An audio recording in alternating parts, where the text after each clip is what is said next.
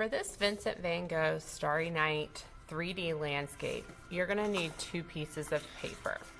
But you need those papers to not be the same size. So you're actually going to take one of those papers and you're going to use it as a straight edge. You're just going to slide it over a little bit on your second sheet of paper, about 1/2 inch. You can maybe use your thumb to figure out about what 1/2 inch is. Line it up, and then you can trace with a pencil right along the side of that paper, and you'll trim this paper a little bit shorter. So I'm just going to trim this right along this line so that my second paper is a little bit shorter. So now I've got my 2 papers, and I've got one that's a little bit shorter than the other. Now the shorter paper, I also am going to need to cut it as well. So I'm going to take my bigger paper, and I'm going to slide it about 1/3 of the way down my other paper. So if you're having a hard time figuring that out, you could kind of eyeball it, which means just sort of guess, and find what you think is about the middle of that paper, and then just go up a little bit. Okay, and once you go up, you're probably about at 1/3. You're going to line that paper up, and you're going to use it as a straight edge to also trim this paper. Okay, so I've got about 2/3 and 1/3 here, and I'm going to cut that apart as well. Now I've got to make one more change to my paper. The smallest paper that I have, I also need for it to be about 1/2 inch smaller, the same way as I did here. I'm going to put this one on top right here, the bigger one on top, and I'm going to slide it over about 1/2 inch. Okay, line it up on the bottom so you're getting a good straight line, and you can trim this off as well. What this will set you up with, when you've got these 3 papers cut like this, you've got your biggest, you have your medium, and you have your smallest. This is going to set you up with what's going to end up being the background of your project, which is going to be the far, far, far away nighttime sky.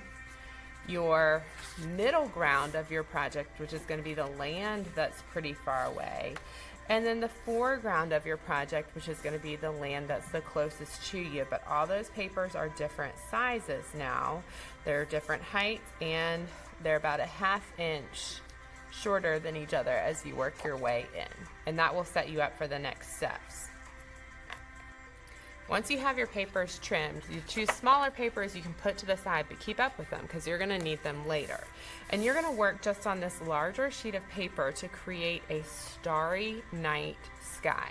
As you're creating your starry night sky, you can choose to put a constellation into it if you want to, or you can just choose to do stars. That's up to you. I'm going to put my stars looking like they could create a constellation. If you want to look up real constellations, you can, or you can also just make one up. So I'm just adding some stars onto this paper. Like if you could connect their dots, they could look like they turned into a picture.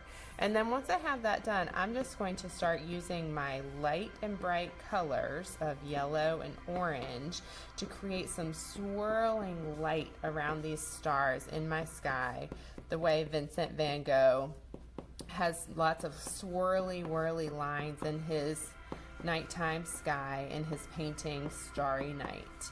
And as I'm adding these, I'm not just coloring, I'm using dashed lines that almost look like they're little ants marching around my paper. And they're just swirling about all next to each other as they march around. And I'm going to finish filling this in with these kinds of colors, but then I'm also going to use my blues and my purples as well, so that it'll help it look like the nighttime sky.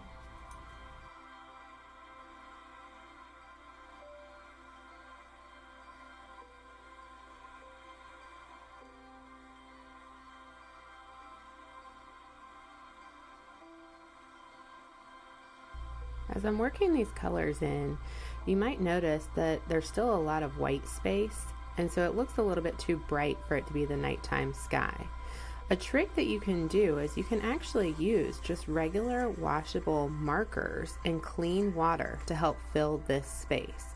Because crayons are waxy, they'll resist the marker and they'll resist that water. So it'll allow that color to fill in the white spaces, but you'll still be able to see all of that really cool crayon work in the dashes that are like Vincent van Gogh. To do this, you just use regular washable markers to add some color and then clean water to paint that color around.